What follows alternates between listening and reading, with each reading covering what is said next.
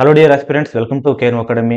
Nandi medical college Chikkaballapura. So ಇಲ್ಲಿ contract basis ಮೇಲೆ BSc nursing officer ಅನ್ನ ಕಾಲ್ ಮಾಡಿರ್ತಾರೆ. ಯಾರ್ಯಾರಿಗೆ ನಾರ್ಸೆಟ್ ಇಷ್ಟ ಇಲ್ಲ ಅಥವಾ ಸೆಂಟ್ರಲ್ ಗೌರ್ಮೆಂಟ್ ಜಾಬ್ ಇಷ್ಟ ಇಲ್ಲ, ಸೊ ಅವರು ಈ ಜಾಬ್ಗೆ ಅಪ್ಲೈ ಮಾಡಬಹುದು. ಅಥವಾ ಯಾರು ಫ್ರೆಶರ್ಸ್ ಇದ್ದೀರಾ, ನಿಮಗೆ ಲೋಕಲಲ್ಲಿ ಜಾಬ್ ಸಿಗ್ತಾ ಇಲ್ಲ, ಅವರು ಕೂಡ ಇದನ್ನ ಅಪ್ಲೈ ಮಾಡಬಹುದು. ಬಟ್ ಈ ಜಾಬು ಓನ್ಲಿ BSc ನರ್ಸಿಂಗ್ ಅವರಿಗೆ ಮಾತ್ರ. ಸೊ ಅಪ್ಲಿಕೇಶನ್ ಯಾವ ರೀತಿಯಾಗಿ ಹಾಕಬೇಕು, ಸ್ಯಾಲರಿ ಎಷ್ಟಿದೆ, ಎಲಿಜಿಬಿಲಿಟಿ ಏನಿದೆ ಅಂತ ಎಲ್ಲ ನೋಡ್ತಾ ಹೋಗೋಣ. ಸೊ ಇಲ್ಲಿ ನೀವು ನೋಡಬಹುದು recruitment of the post of nursing officers, okay, audit officer, account officer ಎಲ್ಲ ಇದೆ. ಸೊ ಅದ್ರ ಜೊತೆಗೆ ಎಲ್ಲಿ ಅಂತಂದ್ರೆ ನಂದಿ ಮೆಡಿಕಲ್ ಕಾಲೇಜ್, ಅಂದ್ರೆ ಚಿಕ್ಕಬಳ್ಳಾಪುರ ಇರ್ತಕ್ಕಂಥ ಗೌರ್ಮೆಂಟ್ ಮೆಡಿಕಲ್ ಕಾಲೇಜ್ ಇದು. Okay, so applications R invited from the eligible candidate for the post of nursing officers. Okay, purely on contract basis, ಅದು ಓನ್ಲಿ 6 ಮಂತ್ ಅಷ್ಟೇ. ನಾನು ಅದನ್ನ ತೋರಿಸ್ತೀನಿ ನಿಮಗೆ. ಕಲ್ಯಾಣ ಕರ್ನಾಟಕದವ್ರಿಗಿದೆ ಮತ್ತೆ ಕರ್ನಾಟಕದವ್ರಿಗೂ ಇದೆ. ಓಕೆ, ಸೊ ಇಲ್ಲಿ ನೋಡಬಹುದು ನೀವು ಅಪ್ಲಿಕೇಶನ್ ಅನ್ನ ಎಲ್ಲಿ ಅಂತಂದ್ರೆ ಡೌನ್ಲೋಡೆಡ್ ಅಪ್ಲಿಕೇಶನ್. ನೀವು ಆ ವೆಬ್ಸೈಟ್ ಇಂದ ಅಪ್ಲಿಕೇಶನ್ ನ ಡೌನ್ಲೋಡ್ ಮಾಡಬೇಕಾಗುತ್ತೆ. ಫಿಲ್ ಮಾಡಿಬಿಟ್ಟು okay 2 set, okay, with 2 sets of self attested copies. ಅಂದ್ರೆ ನಿಮ್ಮ BSc ನರ್ಸಿಂಗ್ ಮಾರ್ಕ್ಸ್ ಕಾರ್ಡ್ ಆಗಿರಬಹುದು, okay, SSLC PUC BSc nursing marks card ಮತ್ತೆ ರಿಜಿಸ್ಟ್ರೇಷನ್ ಕಂಪಲ್ಸರಿ ಆಗಿರುತ್ತೆ. ಇದನ್ನೆಲ್ಲ ಮಾಡ್ಕೊಂಡ್ಬಿಟ್ಟು 2 ಫೋಟೋಸ್ ಜೊತೆಗೆ 2 recent passport size photos. Okay, ಅದ್ರ ಜೊತೆಗೆ ಅಪ್ಲಿಕೇಶನ್ ಫೀಸ್ ನೋಡಬಹುದು ನೀವು. ಅಪ್ಲಿಕೇಶನ್ ಫೀಸು ನೋಡಿ, ಅನ್ರಿಸರ್ವ್ ಅವರಿಗೆ 1000 ರುಪೀಸ್ ಇದೆ. ಓಕೆ, ಆಮೇಲೆ SC ST ಅವರಿಗೆ 500 ರುಪೀಸ್ ಇದೆ. On category 1 SC ST category 1 ಅವರಿಗೆ 500 ರೂಪಾಯಿ ಇದೆ. ಓಕೆ, ನೋಡ್ಬೋದು 500 ರುಪೀಸ್ ಮತ್ತೆ 1000 ರುಪೀಸ್. ಸೊ ಇಷ್ಟನ್ನ ಡಿಮ್ಯಾಂಡ್ ಡ್ರಾಫ್ಟ್ ಆಗಿ ಮಾಡ್ಬೇಕಂದ್ರೆ DD ಬ್ಯಾಂಕಲ್ಲಿ ಹೋಗ್ಬಿಟ್ಟು ನೀವು ಎನಿ ಬ್ಯಾಂಕಲ್ಲಿ ಹೋಗ್ಬಿಟ್ಟು ಇವರ ಹೆಸರಿಗೆ DD ಅನ್ನ ಕೊಡಿ ಅಂತ ಹೇಳಿದ್ರೆ DD ಕೊಡ್ತಾರೆ. ಯಾರ ಹೆಸರು ತಗೊಬೇಕು DD ಅಂತಂದ್ರೆ in the favour of, okay, dean and director NMC RH Chikkaballapur. Okay, that is dean and director Nandi medical, okay, research institute. Okay, ಇವ್ರ ಹೆಸರಿಗೆ ನೀವು ತಗೊಬೇಕಾಗುತ್ತೆ. ಆಮೇಲೆ application shall be filled in block letters. So ದೊಡ್ಡದ ಕ್ಯಾಪಿಟಲ್ ಲೆಟರ್ಸ್ ಅಲ್ಲಿ ನೀವು application ಅನ್ನ fill up ಮಾಡಬೇಕಾಗುತ್ತೆ. ಓಕೆ, ಸೊ ಲಾಸ್ಟ್ ಡೇಟ್ ಯಾವಾಗಿದೆ ಅಂತಂದ್ರೆ ನೀವು ನೋಡಬಹುದು, ಲಾಸ್ಟ್ ಡೇಟ್ 10/6/2026 5 ಗಂಟೆ ಒಳಗಡೆ. ಸೊ ಇದನ್ನ ನೀವು ಡೈರೆಕ್ಟ್ ಆಗಿ ಯಾರು ಕೊಡಬಹುದು, ಹೋಗಿ ಕೊಟ್ಟಿದ್ದಾರೆ ನೋಡಿ hard copy, okay, by post or in person. ಅಂದ್ರೆ ನೀವು ಅಥವಾ ಅಲ್ಲೇ ಡೈರೆಕ್ಟ್ ಆಗಿ ಕೊಡಬಹುದು ಅಥವಾ ಬೈ ಪೋಸ್ಟ್ ಆದ್ರೂ ಮಾಡಬಹುದು. ಎಲ್ಲಿಗೆ ಅಂತಂದ್ರೆ Nandi medical college and research institute Chikkaballapur. Okay, district hospital campus, Marula Siddeshwara temple road, Chikkaballapur. So ಇಲ್ಲಿಗೆ ನೀವು ಹೋಗ್ಬಿಟ್ಟು ಡೈರೆಕ್ಟ್ ಆಗಿ ಕೊಡಬಹುದು ಅಥವಾ ಸ್ಪೀಡ್ ಪೋಸ್ಟ್ ಅಥವಾ ರಿಜಿಸ್ಟರ್ ಪೋಸ್ಟ್ ಮುಖಾಂತರ ಕೂಡ ಮಾಡಬಹುದು. ವಿತ್ DD ಹಾಕ್ಬೇಕಾಗುತ್ತೆ. ಓಕೆ, DD ಅನ್ನ ಸೇಮ್ ನಿಮ್ಮ ಅಪ್ಲಿಕೇಶನ್ ಫೀಸ್ ಅದು DD ಅನ್ನ ತೆಗೆದ್ಬಿಟ್ಟು ಅದ್ರಲ್ಲಿ ಹಾಕ್ಬೇಕು. ದೆನ್ ಅಪ್ಲಿಕೇಶನ್ ಅನ್ನ ಪೋಸ್ಟ್ ಮಾಡಬಹುದು ಅಥವಾ ಹೋಗಿ ಕೊಟ್ಬಿಡ್ಬೋದು. ಓಕೆ, ಇಲ್ಲಿ ನೀವು ನೋಡಬಹುದು BSc ನರ್ಸಿಂಗ್ ಆಫೀಸರ್, BSc ಮಾತ್ರ, GNM ಗಿಲ್ಲ. ಸೊ ಓನ್ಲಿ BSc ಅವ್ರು ಮಾತ್ರ ಅಲ್ಲಿ ಕಾಂಪಿಟೇಷನ್ ಮಾಡೋದಕ್ಕೆ ಸಾಧ್ಯ, GNM ಅವರು ಆಗಲ್ಲ. ಎಷ್ಟು ಪೋಸ್ಟ್ ಇದೆ ಅಂತಂದ್ರೆ 68 ಪೋಸ್ಟ್. ಓಕೆ, 68 ಪೋಸ್ಟ್ ಇದೆ only for the nursing officer. Okay, so ಇಲ್ಲಿ ನೋಡಬಹುದು ನೀವು ಕ್ಲಿಯರ್ ಆಗಿ ಕೊಟ್ಟಿದ್ದಾರೆ ಏನಪ್ಪಾ ಅಂತಂದ್ರೆ contract for the period of 6 months. Okay, selection as per the merit cum reservation roster, ಅದನ್ನು ಕೂಡ ಹೇಳ್ತೀನಿ ನಿಮಗೆ. Okay, in no case, okay, in case selected, okay, ಇಲ್ಲಿ ನೋಡಬಹುದು appointed post will not be consider for the regularisation. Clear ಆಗಿ ಕೊಟ್ಟಿದ್ದಾರೆ. Okay, ಅಂದ್ರೆ selected candidate ಅಥವಾ ಅಪಾಯಿಂಟೆಡ್ ಕ್ಯಾಂಡಿಡೇಟ್ ಆಗಿರ್ಬೋದು, post will not be considered for the regularisation. ಅಂದ್ರೆ regular ಆಗಿ ನಿಮ್ಮನ್ನ ಕನ್ಸಿಡರ್ ಮಾಡಲ್ಲ, ಟೆಂಪರರಿ ಪೋಸ್ಟ್ ಮಾತ್ರ. ಯಾರಿಗೆ ನಾನು ಅದೇ ಹೇಳಿದ್ದೀನಿ, ಯಾರಿಗೆ ಕರ್ನಾಟಕದಲ್ಲೇ ಮಾಡಬೇಕು, ಓಕೆ, ನನಗೆ ಅಲ್ಲೇ ಜಾಬ್ ಬೇಕು ಅಂತಕ್ಕಂಥವ್ರು ಮಾತ್ರ ಅಪ್ಲಿಕೇಶನ್ ಹಾಕಿ. ಇಲ್ಲದೆ ಇರ್ತಕ್ಕಂಥವ್ರು ನೀವು ನಾರ್ಸೆಟ್ಗೆ ಟ್ರೈ ಮಾಡಬಹುದು.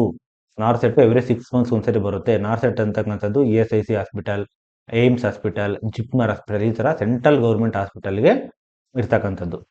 ಓಕೆ, ಸೊ ಇನ್ನೊಂದ್ಸರಿ ಬರಿತೀನಿ. ನಾರ್ಸೆಟ್ ಅಂದ್ರೆ ಓಕೆ ಏಮ್ಸ್ ಆಗಿರಬಹುದು, ಓಕೆ, ESIC ಹಾಸ್ಪಿಟಲ್ ಏನು ಕರ್ನಾಟಕದಲ್ಲಿದೆ, ESIC ಹಾಸ್ಪಿಟಲ್ ಆಗಿರ್ಬೋದು, ಜಿಪ್ಮರ್, ಮತ್ತೆ ಇನ್ನೂ ಕೆಲವು ಸೆಂಟ್ರಲ್ ಗೌರ್ಮೆಂಟ್ ದಿಲ್ಲಿಯಲ್ಲಿದ್ದಾವೆ, ಕೋಲ್ಕತ್ತಾದಲ್ಲಿದೆ, ಮುಂಬೈಯಲ್ಲಿದೆ. ಎಲ್ಲ ಸೆಂಟ್ರಲ್ ಗೌರ್ಮೆಂಟ್ ಹಾಸ್ಪಿಟಲ್ಸ್ ಕೂಡ ನಾರ್ಸೆಟ್ ಮುಖಾಂತರನೇ ಎಕ್ಸಾಮ್ಸ್ ಆಗ್ತಾ ಇದೆ ಎವ್ರಿ 6 ಮಂತ್ಸ್ ಒಂದ್ಸಾರಿ. ಇಲ್ಲಿ ಬಂದ್ರೆ ನಿಮ್ಮ ಸ್ಯಾಲರಿ 1.5 ಲಕ್ಷ ಆಗುತ್ತೆ. ಆಮೇಲೆ ಪರ್ಮನೆಂಟ್ ಜಾಬ್. ಓಕೆ, ಸೊ ನಿಮ್ಗೆ ಪರ್ಮನೆಂಟ್ ಜಾಬ್ ಬೇಕಾ ಅಥವಾ ಕಾಂಟ್ರಾಕ್ಟ್ ಬೇಸಿಸ್ ಬೇಕಾದ್ನ ನೀವು ಡಿಸೈಡ್ ಮಾಡ್ಕೊಳ್ಬೇಕು. ಓಕೆ, ಇದಿಷ್ಟು. ಸೊ ಇದಾದ್ಮೇಲೆ ಮೀಸಲಾತಿ ವರ್ಗೀಕರಣ. ಸೊ ಅದು 100% ಇರುತ್ತೆ, ಎಲ್ಲ ದೇಶದಲ್ಲೂ ಕೂಡ ಇರುತ್ತೆ. ಇಲ್ಲಿ ನೋಡಬಹುದು BSc ನರ್ಸಿಂಗ್ ಆಫೀಸರ್. ಓಕೆ, ಇದು ಲೋಕಲ್ ಅವರಿಗೆ ಓಕೆ, ಎಷ್ಟು ಪೋಸ್ಟ್? ಟೋಟಲ್ 68 ಪೋಸ್ಟ್ ಇದೆ. ಅದರಲ್ಲಿ ಕಲ್ಯಾಣ ಕರ್ನಾಟಕಕ್ಕೆ 5 ಪೋಸ್ಟ್ ಕೊಟ್ಟಿದ್ದಾರೆ. ಇನ್ನು ಉಳಿದಿರ್ತಕ್ಕಂಥ ಪೋಸ್ಟ್ 63 ಪೋಸ್ಟ್ ಇದೆ. Okay, total 68 post. ಸೊ ಇಲ್ಲಿ ಕನ್ನಡ ಮೀಡಿಯಂ ಕೊಟ್ಟಿದ್ದಾರೆ, ರೂರಲ್ ಕೊಟ್ಟಿದ್ದಾರೆ, ಅದು ನಿಮಗೆ ತೋರಿಸ್ತೀನಿ ಇಲ್ಲಿ. ಓಕೆ, ಎಲ್ಲ ಕೊಟ್ಟಿದ್ದಾರೆ. ಓಕೆ, ಓಕೆನಾ. ಸೊ ಲೋಕಲ್ ಓಕೆನಾ, ಫೀಮೇಲು, ರೂರಲ್ಲು, XMP. ಓಕೆ, ಅದನ್ನು ಕೂಡ ಎಕ್ಸ್ಪ್ಲೇನ್ ಮಾಡ್ತೀನಿ ಕೆಳಗಡೆ. ಓಕೆ, ನಿಮ್ಮದು ಅದಕ್ಕೆ ಬೇಕಾಗಿರ್ತಕ್ಕಂಥ ಎಲಿಜಿಬಿಲಿಟಿ ನೋಡ್ತಾ ಹೋಗೋಣ. ಈಗ ಎಲಿಜಿಬಿಲಿಟಿ ಏನೇನು ಕೇಳಿದಾರಪ್ಪ ಅಂತಂದ್ರೆ, should have pass the BSc nursing. Okay, ಅಥವಾ ಪೋಸ್ಟ್ BSc ನರ್ಸಿಂಗ್. ಸೊ ಒಂದು ಅಪರ್ಚುನಿಟಿ ಇದೆ, ಪೋಸ್ಟ್ BSc ನರ್ಸಿಂಗ್ ಅವರು ಕೂಡ ಇದನ್ನ ಅಪ್ಲೈ ಮಾಡಬಹುದು. ಓಕೆ, ಸೊ BSc ನರ್ಸಿಂಗ್ ಅವರು ಕೂಡ ಇದಕ್ಕೆ ಅಪ್ಲೈ ಮಾಡಬಹುದು. ಆಮೇಲೆ ಇನ್ನೊಂದು ಕೊಟ್ಟಿದ್ದಾರೆ, should have registered with the Karnataka state nursing council. Karnataka state nursing council ಅಲ್ಲಿ ನೀವು ರಿಜಿಸ್ಟರ್ ಆಗಿರ್ಬೇಕಾಗುತ್ತೆ. ಯಾರ್ಯಾರ್ದು ರಿಜಿಸ್ಟ್ರೇಷನ್ ಆಗಿಲ್ಲ ಅವರಿಗೆ ಬರಲ್ಲ. ಓಕೆ, ಸೊ ಇದು ಆಡಿಟ್ ಆಫೀಸರ್, ಅದೆಲ್ಲ ನಮಗೆಲ್ಲ ಬೇರೆಯವರಿಗೆ. ಸೊ ಅದು ಬೇಕಿದ್ದವ್ರು ನೋಡ್ಕೊಳ್ತಾರೆ. ಸೊ ನೆಕ್ಸ್ಟ್ ಸ್ಯಾಲರಿ ಅಂತ ಬಂದಾಗ ನಿಮಗೆ BSc ನರ್ಸಿಂಗ್ ಆಫೀಸರ್ಗೆ 25,000 ಪರ್ ಮಂತ್ ಕೊಡ್ತಾರೆ, ಕನ್ಸಾಲಿಡೇಟೆಡ್ ಪೇ. ಅಂದ್ರೆ ಯಾವುದೇ PF ಆಯ್ತು, ESIC ಆಯ್ತು, ಯಾವುದನ್ನು ಕಟ್ ಮಾಡ್ಕೊಳ್ಳಲ್ಲ. ಕಂಪ್ಲೀಟ್ ಆಗಿ 25,000 ನಿಮಗೆ ಬೈ ಹ್ಯಾಂಡ್ ಕೊಟ್ಬಿಡ್ತಾರೆ. ಏನೇ ಬಂದ್ರು ನೀವೇ ಜವಾಬ್ದಾರ, ಯಾವುದೇ ಇನ್ಶೂರೆನ್ಸ್ ಇರಲ್ಲ, ಏನೂ ಇರಲ್ಲ. ಕಂಪ್ಲೀಟ್ ಆಗಿ 25,000 ಪರ್ ಮಂತ್ ಕೊಡ್ತಾರೆ. ಸೊ ಅದಕ್ಕೋಸ್ಕರ ಲೋಕಲ್ ಅಲ್ಲಿ ಇರ್ತಕ್ಕಂಥವ್ರು ಅಪ್ಲೈ ಮಾಡ್ಕೊಂಡು ಜಾಯ್ನ್ ಆಗ್ಬೋದು. ಓಕೆ, ಸೊ ಏಜ್ ಲಿಮಿಟ್ ಕೂಡ ಇದ್ದಾರೆ. Age limit okay, SC ST ಅವರಿಗೆ 45 ಇಯರ್ಸ್ ಕೊಟ್ಟಿದ್ದಾರೆ. ಓಕೆ, ಇದು category 1, category 2A 2B. Okay, ಇವರಿಗೆಲ್ಲ 43 ಇಯರ್ಸ್. ಅನ್ರಿಸರ್ವ್ ಕ್ಯಾಟಗರಿ ಅವರಿಗೆ, ಜನರಲ್ ಕ್ಯಾಟಗರಿಗೆ 40 ಇಯರ್ಸ್, ಅಂದ್ರೆ 40 ವರ್ಷ ಕೊಟ್ಟಿದ್ದಾರೆ. Okay, so method of selection ಇದು very very important. So method of selection ಅಲ್ಲಿ ನೋಡಬಹುದು BSc ನರ್ಸಿಂಗು. ಸೊ ಇಲ್ಲಿ ಏನಪ್ಪಾ ಅಂತಂದ್ರೆ 30 marks for the marks obtain from your percentage. ಅಂದ್ರೆ ನಿಮ್ಮ BSc ನರ್ಸಿಂಗ್ ಅಲ್ಲಿ BSc ನರ್ಸಿಂಗ್ ಮಾರ್ಕ್ಸ್ ಕನ್ಸಿಡರ್ ಆಗುತ್ತೆ. ಅದಾದ್ಮೇಲೆ 15 ಮಾರ್ಕ್ಸ್ ಫಾರ್ ದ ಎಕ್ಸ್ಪೀರಿಯನ್ಸ್, ಅಂದ್ರೆ 3 marks per every year. Okay, ನಿಮಗೆ ನೀವು ಫ್ರೆಶರ್ ಅಂತಂದ್ರೆ ನಿಮಗೆ 0. ಆಮೇಲೆ ಸೊ ಮಿನಿಮಮ್ 100 ಬೆಡೆಡ್ ಹಾಸ್ಪಿಟಲ್ ಕೇಳ್ತಾ ಇದ್ದಾರೆ. ಇನ್ ಕೇಸ್ 5 ಇಯರ್ಸ್ MSc ಏನಾರು ಮಾಡಿದ್ರಿ ಅಂತಂದ್ರೆ ನಿಮಗೆ ಇನ್ನ 5 ಮಾರ್ಕ್ಸ್ ಎಕ್ಸ್ಟ್ರಾ ಸಿಗುತ್ತೆ. ಇದೊಂದು ಅಡ್ವಾಂಟೇಜ್. ಯಾರ್ಯಾರು MSc ಹೋಲ್ಡರ್ ಇದ್ದಾರೆ ನಿಮಗೂ ಕೂಡ ಎಕ್ಸ್ಟ್ರಾ 5 ಮಾರ್ಕ್ಸ್ ಸಿಗುತ್ತೆ. ಸೊ ಇಲ್ಲಿ ಕಂಪ್ಲೀಟ್ ಆಗಿ ಮೆರಿಟ್ ಎಕ್ಸಾಮ್ ಇರಲ್ಲ, ಯಾವ್ದು ಇರಲ್ಲ. ಡೈರೆಕ್ಟ್ ಆಗಿ ನಿಮ್ಮ based on your exams. Okay, exam marks ಏನಿರುತ್ತೆ ಅದರ ಮೇಲೆ ಪ್ಲಸ್ ನಿಮ್ಮ ಎಕ್ಸ್ಪೀರಿಯನ್ಸ್ ಅಥವಾ MSc ಆಗಿದ್ರೆ ಮಾತ್ರ ಕನ್ಸಿಡರ್ ಮಾಡ್ತಾರೆ. Total percentage very very important. ನಿಮ್ಮ ಪರ್ಸೆಂಟೇಜ್ ಮೇಲೆ ಇದು ಡಿಸೈಡ್ ಮಾಡೋಕ್ಕಾಗೋದು. ಓಕೆ, ಸೊ ಇದಿಷ್ಟು experience. Okay, will be consider till the last date of ನೋಡ್ಬೇಕು ಅಂದ್ರೆ 10ನೇ ತಾರೀಕುವರೆಗೂ ಅದು ಅಪ್ಲಿಕೇಶನ್ ಅಪ್ಲೈ ಆಗುತ್ತೆ. ಓಕೆ, ಸೊ ಅದಾದ್ಮೇಲೆ ಸೊ ಏನಿವೆ ಮತ್ತೆ ಇದು ಕೊಟ್ಟಿದ್ದಾರೆ, ಎಲಿಜಿಬಿಲಿಟಿ ಕಂಡೀಷನ್ಸ್. ಏನಿವೆ candidate should be citizen of India ಇರುತ್ತೆ. ಓಕೆ, ಸೊ ಅದಾದ್ಮೇಲೆ ಸೊ ಇಲ್ಲಿ ಕೂಡ ಕೊಟ್ಟಿದ್ದಾರೆ ಇನ್ನೊಂದು, ಕ್ಯಾಸ್ಟ್ ಸರ್ಟಿಫಿಕೇಟ್ ಎಲ್ಲ ಆಕ್ಟಿವ್ ಆಗಿರಬೇಕು. ಓಕೆ, ರೂರಲ್ ಕ್ಯಾಂಡಿಡೇಟ್ ಆಗಿದ್ರೆ ಅದನ್ನು ಕೂಡ ನೀವು 1ನೇ ಕ್ಲಾಸಿಂದ 10ನೇ ಕ್ಲಾಸ್ವರೆಗೂ ಏನು ರೂರಲ್ ಗೊತ್ತಲ್ವಾ, ಸೊ ರೂರಲ್ ಸರ್ಟಿಫಿಕೇಟ್ ಅನ್ನ ಮಾಡಿಸ್ಕೊಳ್ಬಹುದು. ಕನ್ನಡ ಮೀಡಿಯಂ ಇದ್ರೆ ಕನ್ನಡ ಮೀಡಿಯಂ ಮಾಡಿಸ್ಕೊಳ್ಬಹುದು.